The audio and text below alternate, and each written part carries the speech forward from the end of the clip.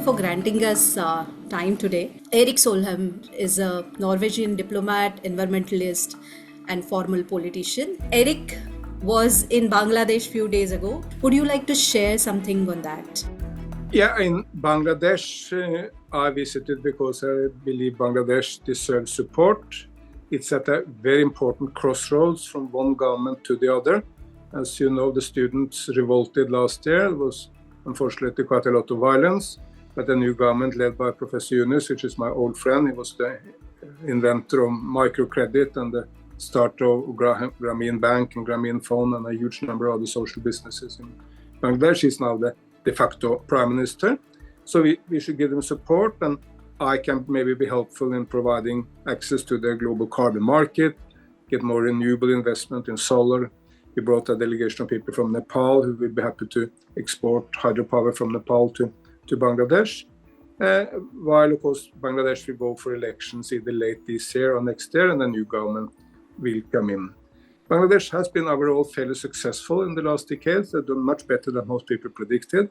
The life expectancy has increased tremendously. Education, health, all social standards are better. But of course, still, it's a long way to go for Bangladesh to become a really highly developed country. So we will have to support.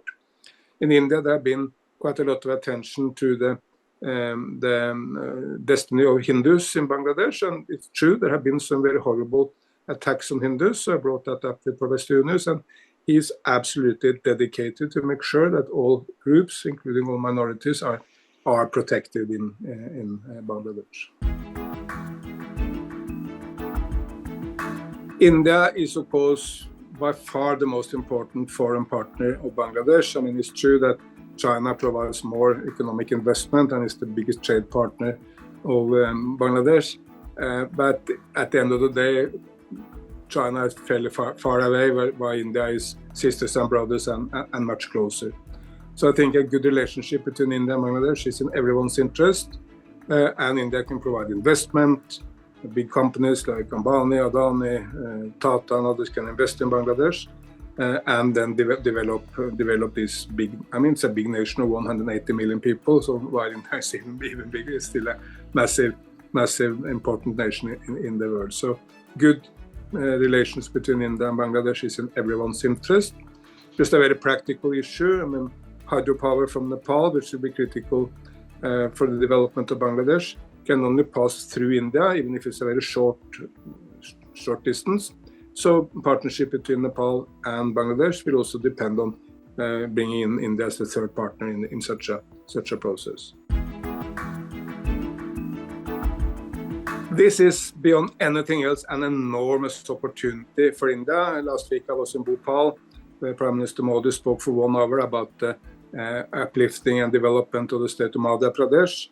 And it was all about one issue: how can Madhya Pradesh develop very fast, bring everyone out of poverty, bring a huge middle class in Madhya Pradesh, while at the same time going green, introducing solar, hydropower, wind power, protecting nature, all this. And Modi doesn't see these as two separate issues, but one, ecology and economy, as one to improve the lives of Indians. And I think that's the way forward. Many Indian states are now developing very, very fast. Tamil Nadu, as you mentioned, Chief Minister Stalin has introduced a number of new protected areas in the state, which will be good for tourism, but also good for protecting nature. For instance, protecting mangroves along the coast will protect the livelihood of people because much less vulnerable to floodings or cyclones. Another state which is doing very well is Gurjar, which has an ambition of 100 gigawatt of solar and wind and hydropower by 2030. That's massive. Most people may not understand gigawatt, but 100 gigawatt would make state of Gujarat the 8th biggest producer of renewable energy in the world if it was a separate nation, above nearly every nation in Europe. So it's absolutely massive, and it's already happening. The Adani Group is developing the largest solar and wind facility in the world in the desert of Kaumudi, close to the Pakistani border in Gujarat, and the state government is moving very, very fast by the day for this to happen. So Tamil Nadu, Gujarat have different political colors. BJP dominates Gujarat. Stalin or DMK is opposed to BJP. But on these environment issues, they're just the same. No difference. They really want to make India green and prosperous, all the same. And in Madhya Pradesh, we saw the enormous potential of that state. They have a huge landmass, very well suited for solar. They have the Narmada River and other waterways which can make pumped storage as a battery. And they have a huge potential for tourism. Madhya Pradesh declared itself as the tiger state of India, because they love nature and tigers, but also because they believe many tourists will want to come to the parks and see the tigers. So this sentiment of looking into going green as an opportunity, that is new. And for the first time in human history, it's possible because solar energy is now the cheapest energy anywhere in the world. As well as in India, if you switch from coal to solar, well, you save money. It's not a cost.